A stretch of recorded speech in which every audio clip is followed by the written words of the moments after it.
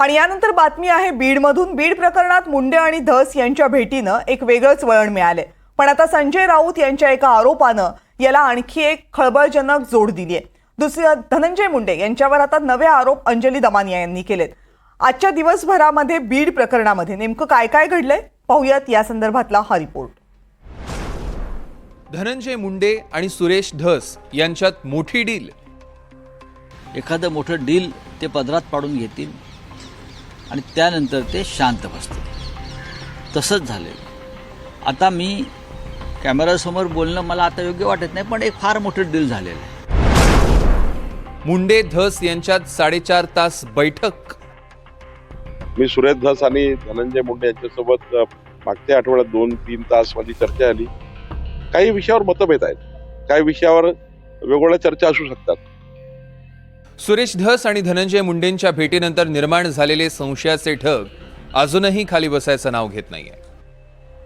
14 फेब्रुवारीला सुरेश धस आणि धनंजय मुंडेंची तब्बल 3 ते 4 तास गुप्त भेट झाल्याची बातमी चंद्रशेखर बावनकुळेंनी दिली आणि यावरूनच आता आरोप प्रत्यारोप सुरू झाले।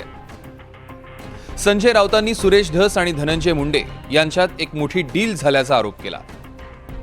बघा, डील झाल्याशिवाय सुरेश धस ज्या वेगानं पुढे गेले, ज्या वेगानं त्यांनी आका आणि आकाच्या आकावर हल्ले केले, ज्या पद्धतीनं त्यांनी काही कागद काही पुरावे पुढे आणले आणि अचानक ब्रेक लागला।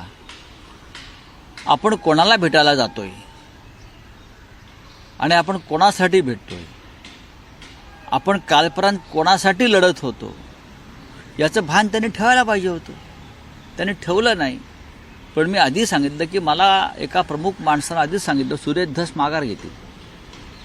त्यांची ती परंपरा आहे। एखादं मोठं डील ते पदरात पाडून घेतील आणि त्यानंतर ते शांत बसतील। तसंच झालेलं। आता मी कॅमेरासमोर बोलणं मला आता योग्य वाटत नाही, पण एक फार मोठं डील झालेलं आहे। संजय राऊतांच्या विधानानं एकूणच बीड प्रकरणात आणखी खळबळ माजली आहे। आपल्या आरोपांनी बीड प्रकरण गाजवणारे सुरेश धसच आरोपांच्या फेऱ्यात अडकल्यानं प्रकरणाला वेगळं वळण लागलं। चंद्रशेखर बावनकुळेंनी मुंडे आणि धस यांच्यात तब्बल 3 ते 4 तास बैठक झाली असं विधान केलं आणि संशयाचे ढग आणखीनच गडद झाले। सुरेश धस यांनी बावनकुळेंनी केलेले हे दावे फेटाळले। महाराष्ट्राची संस्कृती आहे, काही ठिकाणी मतभेद राहू शकतात, मनभेद नाही। मी सुरेश धस आणि धनंजय मुंडे यांच्यासोबत मागच्या आठवड्यात 2-3 तास माझी चर्चा झाली। काही विषयावर मतभेद आहेत, काही विषयावर वेगवेगळ्या चर्चा असू शकतात, पण आमच्या राज्यामध्ये कुणाशी मनभेद नाही आहे। आमच्याकडे पक्षीय राजकारण जरी असलं, वेगवेगळे पक्ष जरी आम्ही काम करतो, महायुतीचे असो की महाविकास आघाडीचे, पण जेव्हा अशा घटना होतात, कोणी हॉस्पिटलाइज असतं, कोणाच्या घरी दुःखद घटना झाली, तर आम्ही महाराष्ट्राचे सर्व पक्षाचे लोक ही संस्कृती महाराष्ट्रात टिकून ठेवलेली आहे। हीच खरी संस्कृती महाराष्ट्राला पुढे नेणारी आहे। जर अजित पवारजींना हे वाटलं असतं की धनंजय मुंडेची काही चूक आहे, तर तातडीनं निर्णय घेण्याकरता अजित पवारांनी मागे पुढे पाहिलं नसतं। आणि माननीय देवेंद्र फडणवीसजींचाही असाच स्वभाव आहे की त्यांच्या सहकारी मंत्र्यांनी किंवा मंत्रिमंडळातील सहकार्यांनी एखादं काही चूक केलं तर तेही कुठल्याही गोष्टी सहन करत नाही। त्यामुळं जर धनंजय मुंडेची चूक नसेल किंवा आता तपासामध्ये काही निष्पन्न झालं नसेल, तर आज कसा काय निर्णय अजित पवारजी घेतील आणि कसा काय देवेंद्रजी घेणार आहे? ते का गैरहजर होते हे मला माहित नाही। मी फक्त त्यांना आजारी असलं म्हणून माणुसकीच्या नात्याने भेटायला गेलतो एक। आणि माझे प्रदेशाध्यक्ष त्यांनी मला बोलवलं होतं, हे 30 दिवसापूर्वीचा वेळ असेल, बोलवलं होतं 20 ते 30 मिनिटे आम्ही त्यांच्या निवासस्थानी होतो। असं आहे की मग बावनकुळे त्यांचे बॉस आहेत ना, ते म्हणतात देवेंद्र फडणवीस आणि बावनकुळे त्यांचे बॉस आहेत, मग त्यांच्या बॉसनीच त्यांना ट्रॅपमध्ये पकडलं का? मुळात इतकं मोठं प्रकरण सुरू असताना त्यांनी ह्या विषयावर कोणाला भेटण्यासाठी जावं हे पूर्णपणे निराधार आणि चुकीचं आहे। ट्रॅपमध्ये कोण पकडतं कशाला आणि का पकडतील ट्रॅपमध्ये? ज्या क्षणी तिकडे आकाच्या आका आले त्या क्षणी त्यांनी त्या बैठकीतून बाहेर पडायला पाहिजे होतं। याला नैतिकता म्हणतात। आणि सांगायला पाहिजे होतं बाहेरून की माझ्या बाबतीत अशा प्रकारचा घात झालेला आहे आणि मला ट्रॅपमध्ये पकडण्याचा प्रयत्न झाला। म्हणून मी इथून बाहेर पडलो. हे असं असं झालेलं आहे. हिंमत आहे? आता कशाला आक्रोश करताय? आता 4 तास झाले, 40 मिनिट झाले, 4 मिनिट झाले, पण भेट झाली ना. कशासाठी गेले होते? एकमेकाचा पप्पी घ्यायसाठी गेले होते. आणि एवढा काय नाही, डोळ्याचं ऑपरेशन झालं होतं. नॉर्मल ऑपरेशन असतो तो, मोतीबिंदूचं ऑपरेशन. काय हार्टचा अटॅक होता, ब्रेन हॅमरेज होता, काय सिरियस होता, आणि त्याच वेळी जाऊन भेटायला मंत्रिमंडळाचा कोणीच गेले नाही भेटायला. यालाच काय जायची गरज पडली? लवकरच धनंजय मुंडेंचा एक नवा घोटाळा बाहेर काढणार असल्याचा इशारा सुरेश धसांनी दिला होता.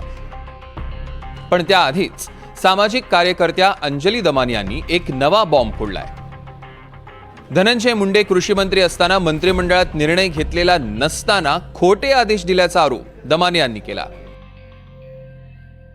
इफ्को म्हणजे एक महाघोटाळा आहे आणि मग मी त्याचा शोध घेतला.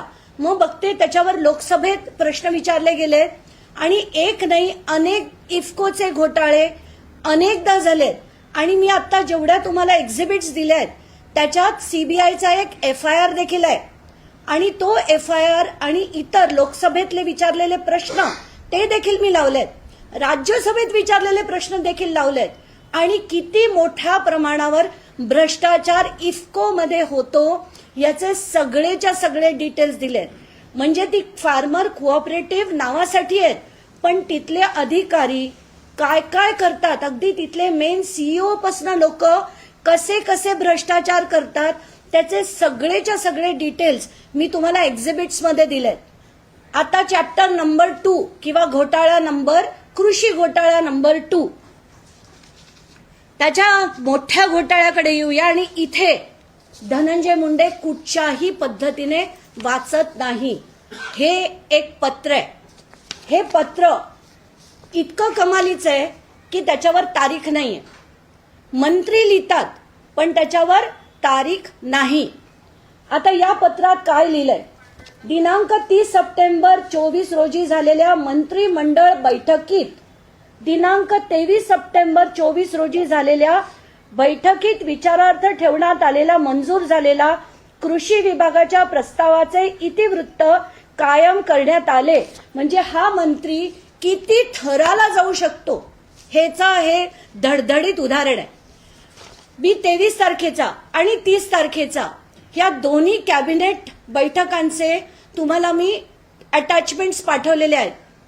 कुठेही ना 23 मध्ये ना 30 तारखेमध्ये कुठल्याही प्रकारचा निर्णय असा झालेला नाही. कुठल्याही मंत्रिपदावर कधीही बसता कामा नये. त्यांची तितकी पात्रताच नाही.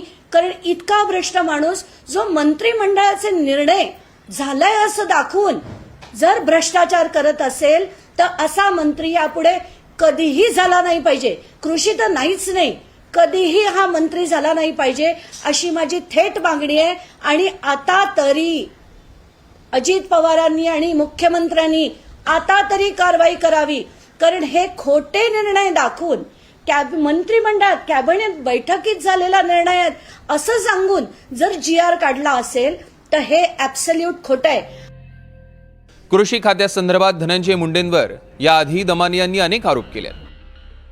धनंजय मुंडेंवर आतापर्यंत आधी संतोष देशमुख हत्या प्रकरण, मग पवनचक्की खंडणी प्रकरण, वाल्मिक कराड हा सुपर पालकमंत्री असल्याचा आरोप, परळीतील राखेची अवैध वाहतूक, पीक विमा घोटाळ्याचे आरोप, बोगस बिलं काढून भ्रष्टाचार, मर्जीतल्या अधिकाऱ्यांना अभय देणं, कृषी साहित्य खरेदी घोटाळा या सगळ्या प्रकरणात आरोप झाले.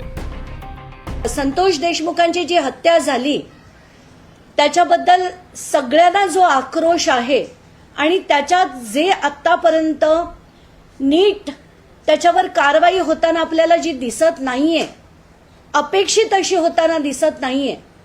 म्हणूनच मला असं वाटतंय की जोपर्यंत धनंजय मुंडे हे बाहेर पडत नाहीत मंत्रिमंडळातनं तोपर्यंत या पूर्ण हत्येच्या शोधाला नीट दिशा मिळणार नाही. नैतिकतेचा मुद्दा समोर आणत राजीनाम्याचा चेंडू अजित पवारांनी धनंजय मुंडेंच्या कोर्टात टाकला होता. त्यानंतर आता पुन्हा एकदा अजित पवार गटानं हा चेंडू देवेंद्र फडणवीसांकडे सरकवलाय. पण दादा तुम्ही जशी हिंमत दाखवली नैतिकदृष्ट्या तुम्ही राजीनामा दिला आरोप झाल्या आज पाटलांनी नुसतं स्टेटमेंट चुकलं म्हणून नैतिकदृष्ट्या राजीनामा दिला. विलासरावांनी देखील असंच धाडस दाखवून राजीनामा दिला होता. मग ही नैतिकता धनंजय मुंडे का दाखवत नाही असं आहे? आपण त्यांना प्रश्न विचारतो. एक मिनिट, पक्षाचे तुमच्या आमच्या असं नसतं बाळा. ह्यामध्ये शेवटी ते तरी काही हे बघत नाहीत का? त्यांचं म्हणणं की मी ह्याच्यात दुरान्वय पण माझा संबंध नाही. धनंजय मुंडेच्या विषयी कुठलाही मीडियामध्ये ट्रायल होऊ नये. जे काय असेल तो विषय मुख्यमंत्री आणि ते स्वतः गृहमंत्री पण आहेत, त्यांनी अनेक वेळा खुलासा केला आहे. म्हणून त्याच्या पलीकडे आम्हाला अधिक काही बोलायचं नाही आहे. नक्कीच धनंजय मुंडे आमचे एक सहकारी आहे, ज्येष्ठ सहकारी आहे, राज्यामध्ये मंत्री आहे आणि त्यांच्याविषयी कुठलाही असा मीडियामध्ये ट्रायल होणं हे योग्य नाही. बीड प्रकरणाचा तिढा सुटण्याऐवजी दिवसेंदिवस वाढत चाललाय. देशमुखांना न्याय मिळण्यासाठी सुरू झालेल्या लढ्याचं रूपांतर आता राजकीय आरोप प्रत्यारोपात झालंय. Bureau report, NDTV Marathi.